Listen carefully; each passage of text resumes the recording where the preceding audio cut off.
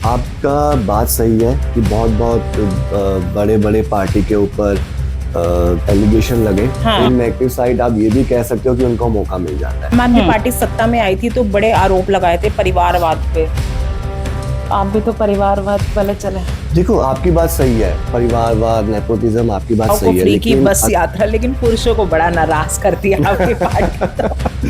जी देखेंगे इस बार ये जब हम जाते हैं ना ग्राउंड पे, हाँ। तो ये चीजें आती हैं जो आपने बोला। हाँ। और स्पेशली सीनियर सिटीजन से आती है। हाँ। तो मुझे लगता है इस बार जब इलेक्शन होने के बाद हम अरविंद जी से ये जरूर चर्चा करेंगे कि इस बार सीनियर सिटीजन को भी बस यात्रा में कुछ फायदा दिया जाए। तो ये कि बीजेपी का गढ़ रहा है। अगर आप देखेंगे पहले भी सत्ता में कांग्रेस रही है तो बीजेपी की सीट रही है ये। और आम आदमी पार्टी, आपके पिताजी यहाँ से विधायक तब बने, आम आदमी पार्टी की लहर भी बनी। इस बात को गलत नहीं ठहरा सकते क्योंकि आम आदमी पार्टी की लहर थी। अब वो लहर में थोड़ा सा कम जरूर होगा, इसमें भी कोई वो नहीं है क्योंकि धीरे इस बार बीजेपी बहुत ही एक्टिव तौर से प्रदर्शन कर रही है अपना। तो कृष्णा नगर में आपको नहीं लग रहा कि मुश्किल होने वाला है? देखिए, इलेक्शन तो आसान कभी भी नहीं होता, एक तरफा कभी भी नहीं होता।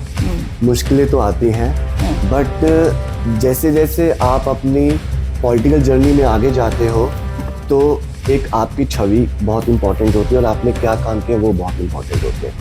नमस्कार दर्शकों, बहुत बहुत स्वागत आपका न्यूज़ से। आपके साथ मैं हूं सवेरा छाबड़ा। दिल्ली में चुनावी बिगुल बज चुका है। आम आदमी पार्टी, कांग्रेस, बीजेपी तीनों मैदान में उतर चुके हैं। लेकिन सवाल ये उठता है कि आम आदमी पार्टी को किस बात की जल्दी है, या वो एक्साइटेड है या डर है कि पहले ही इतनी जल्दी अपने टिकट्स, कैंडिडेट्स के नाम घोषित करे जा रहे हैं, लिस्ट ला रहे हैं। 2 लिस्ट आ चुकी है, 31 कैंडिडेट के नाम आ चुके हैं। और आज हम बातचीत करेंगे। मेरे साथ मौजूद है कृष्णा नगर से प्रतिनिधि, आम आदमी पार्टी के प्रतिनिधि विकास बग्गा। बाय प्रोफेशन सीए हैं और यहां से जो विधायक एसके बग्गा हैं उनके पुत्र हैं। पहले तो बहुत बहुत स्वागत है आपका। बहुत बहुत धन्यवाद। विकास जी, आपका नाम आ गया लिस्ट में, दूसरी लिस्ट में आपका नाम आया। क्या रणनीति है? पहला सवाल ये, क्या रणनीति है कृष्णा नगर से आपकी? क्योंकि आप पहली बार चुनाव लड़ रहे हैं और एक बड़ा वो है क्योंकि आपके पिताजी यहां से 2 बार विधायक रह चुके हैं और बड़े बड़े धुरंधर को उन्होंने मात दी है।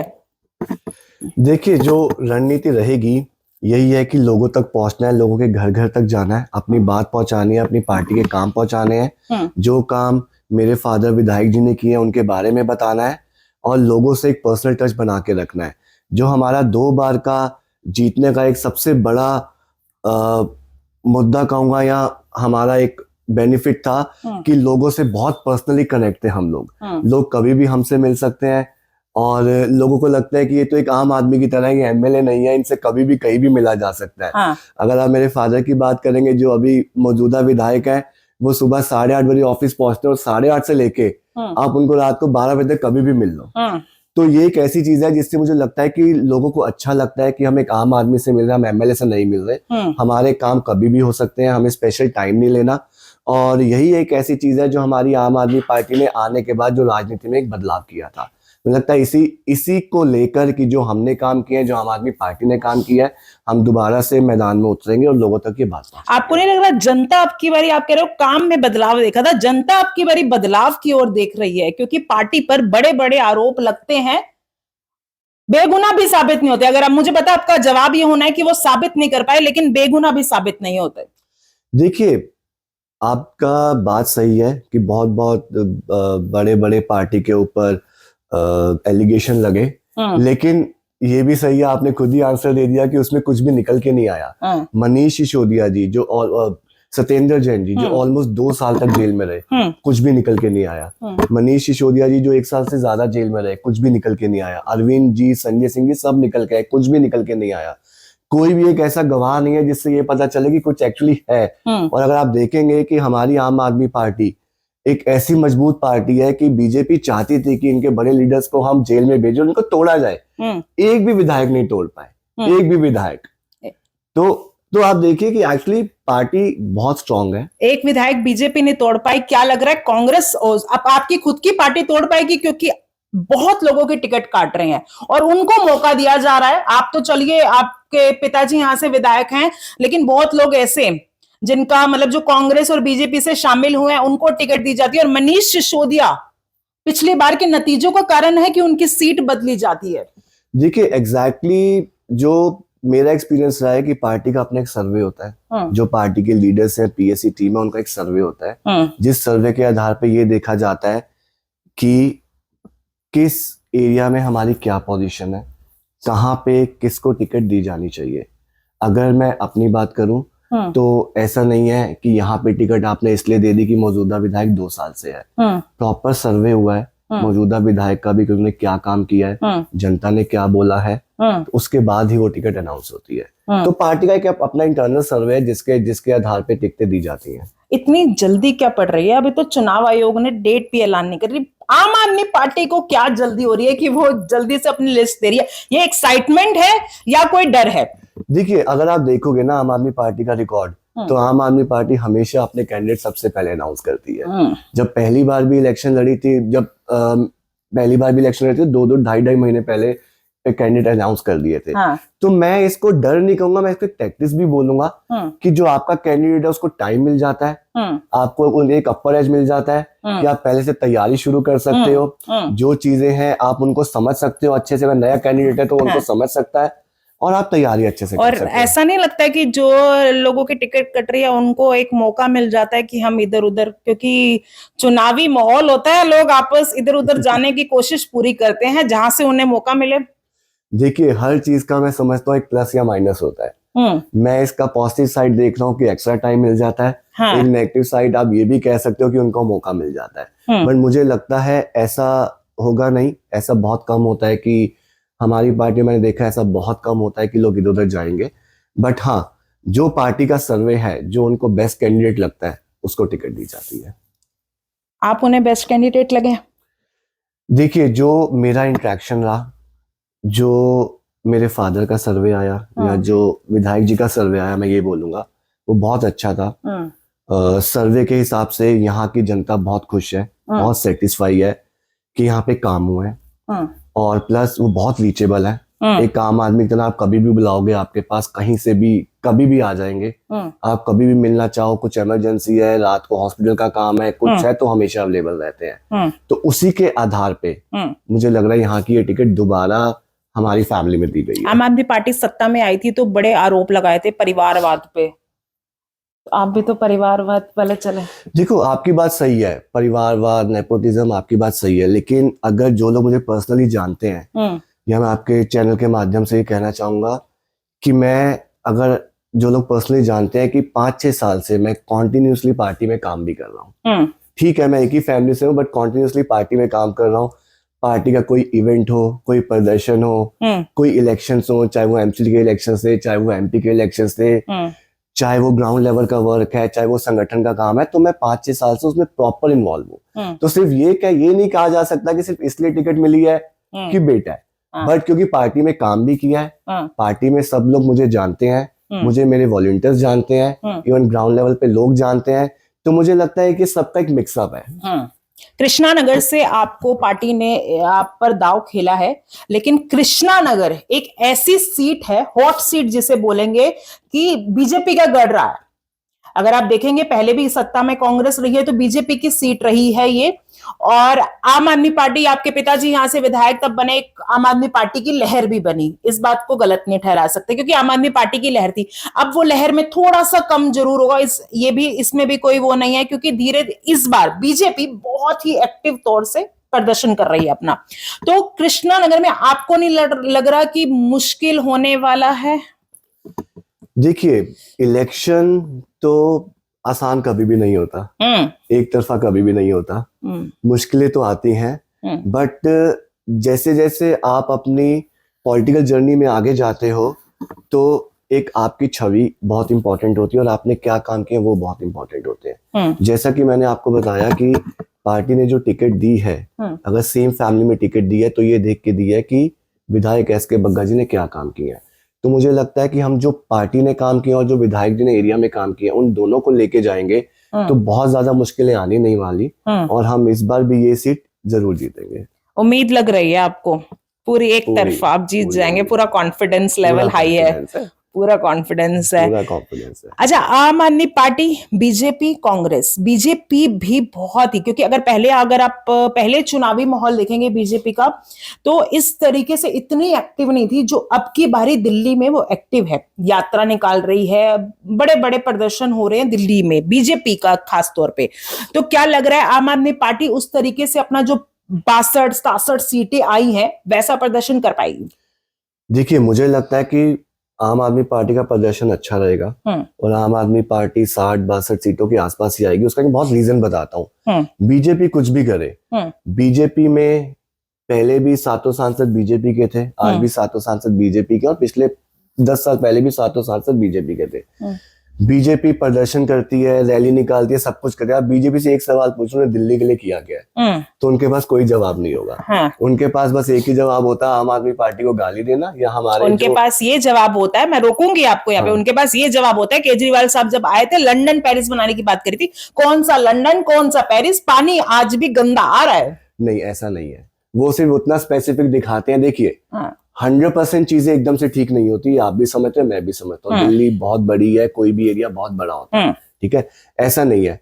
अगर आप ग्राउंड लेवल पे जाएंगे, 5-10% एरिया ऐसे हो सकते हैं जहां पे प्रॉब्लम हो, बट पहले के मुकाबले और आपके मुकाबले बहुत सारे चेंजेस हैं। आप सड़कों की हालत देखोगे, बहुत चेंजेस है। आप और चीजों की हालत देखोगे, बहुत चेंजेस है।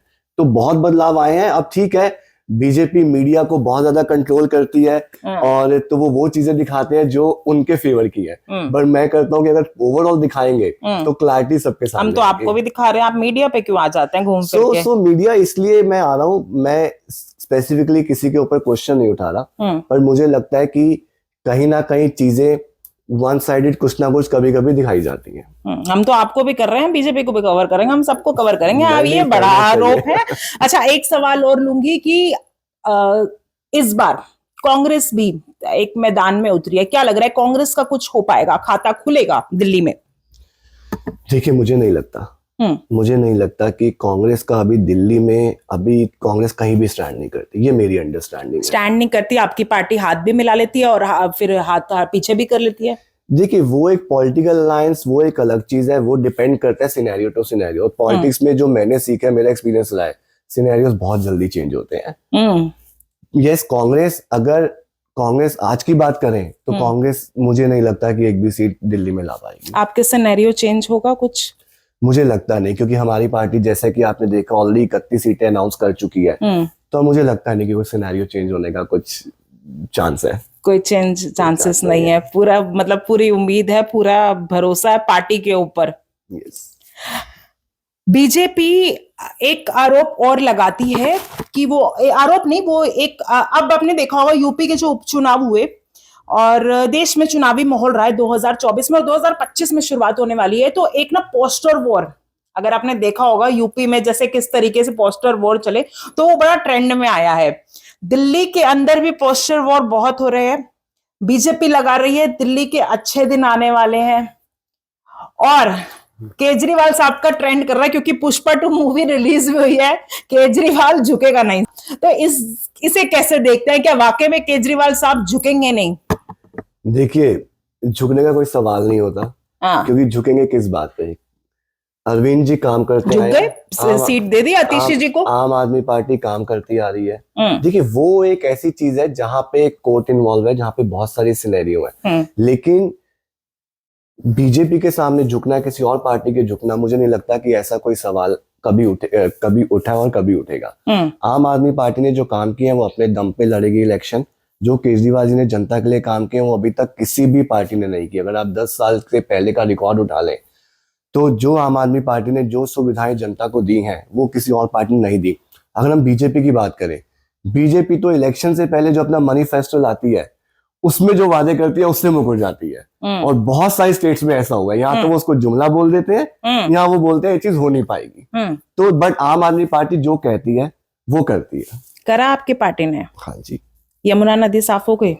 यमुना नदी पे काम बड़ा मुद्दा है और बीजेपी ये मुद्दा उठा रही है आपकी बारी चुनाव में, उसमें काम चल रहा है। केजरीवाल साहब डुबकी लगाने वाले थे उसमें, वो काम चल रहा है। हाँ, काम ही चल रहा है हर चुनाव में, आपको नहीं लग रहा? ऐसा नहीं है।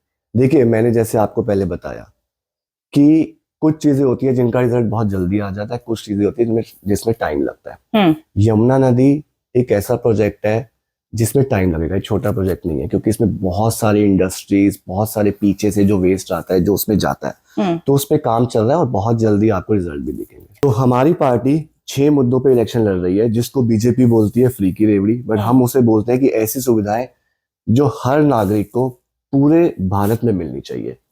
फ्री बिजली, फ्री पानी, अच्छी शिक्षा, बुजुर्गों को तीर्थ यात्रा, मोहल्ला क्लिनिक और अच्छे हॉस्पिटल, और महिलाओं को फ्री की बस यात्रा। महिलाओं को फ्री की बस यात्रा, लेकिन पुरुषों को बड़ा नाराज करती है आपकी पार्टी तो।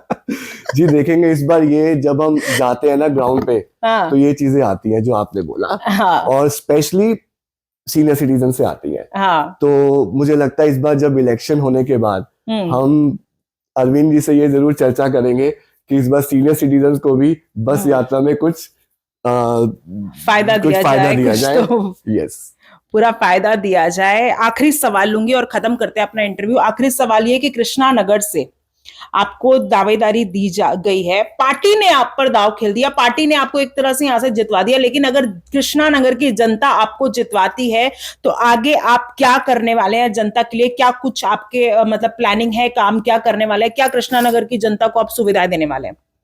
देखिए, जो एक विधायक के अंदर जो स्पेसिफिक चीजें आती हैं, रोड्स बनवाना, सीवर, जल बोर्ड, ये ऐसी चीजें हैं जो एमएलए के अंडर डायरेक्ट आती हैं। बाकी एमएलए का फंड होता है उससे बहुत सारे और भी काम करवा सकते हैं। तो अभी तक अगर आपने देखा होगा पिछले 10 सालों में रोड्स की कंडीशंस, हमने बहुत सारी रोड्स बनाई है, बहुत सारी गलियां बनवाई है जो कि अच्छी है, बट अगेन क्योंकि सारे काम आप नहीं कर सकते, फंड लिमिटेड होता है। तो सबसे पहले तो हमारा काम है जहां पे अभी भी गलियां कुछ रह गई हैं, जो खराब रह गई हैं, उनको ठीक करना। पार्क्स की हालत बहुत बुरी है, क्योंकि पार्क्स एमसीडी के अंडर आते हैं, कौंसला के अंडर आते हैं, तो बिल्कुल भी रख रखाव नहीं होता। हमने पार्कों में जिम्स लगवाए थे, तो जहां पे अभी जिम्स लगना, ओपन जिम्स लगना रह गए हैं, वहां पे पार्कों में जिम लगवाना। कुछ पार्क्स में अगर हम बैडमिंटन ग्राउंड या कुछ ऐसी चीजें बनवा सके, वो भी एक हमारा आइडिया है कि हम उसको करेंगे, ताकि बच्चों को खेलने के लिए जगह मिले, क्योंकि जगह बच्चों को खेलने के लिए बहुत कम होती जा रही है। साफ सफाई अच्छी होनी चाहिए, जो कि एमसीडी का मुद्दा है, बट हाँ ये भी ऐसी चीज है कि जो रेगुलर आपको उस पर ध्यान रखना पड़ेगा। और एक थोड़ा सा ब्यूटिफिकेशन कृष्णा नगर में, जिस भी रोड में, जिस भी मार्केट में थोड़ा ब्यूटिफिकेशन के चांसेस है कि यहाँ पे हो सकता है, वो किया जाएगा। तो ये काम करने वाले हैं, इन्होंने अपने काम गिनवाए हैं कि ये अगर कृष्णा नगर की जनता मुझे मौका देती है, मुझे जितवाती है, विधानसभा में पहुंचाती है, तो मैं ये काम करूंगा। आप लोगों को कितना भरोसा है इन पर? और अगर आप इन पर मौका देते हैं तो खैर चुनावी तारीख तो भी ऐलान नहीं है, दिल्ली 2025 के फरवरी में चुनाव कभी भी हो जाएंगे। आप लोगों को क्या लगता है कि आम आदमी पार्टी एक बार फिर सत्ता में आएगी? हमें कमेंट करके जरूर बताएगा। फिलहाल के लिए इस वीडियो में इतना ही। जय हिंद, जय भारत।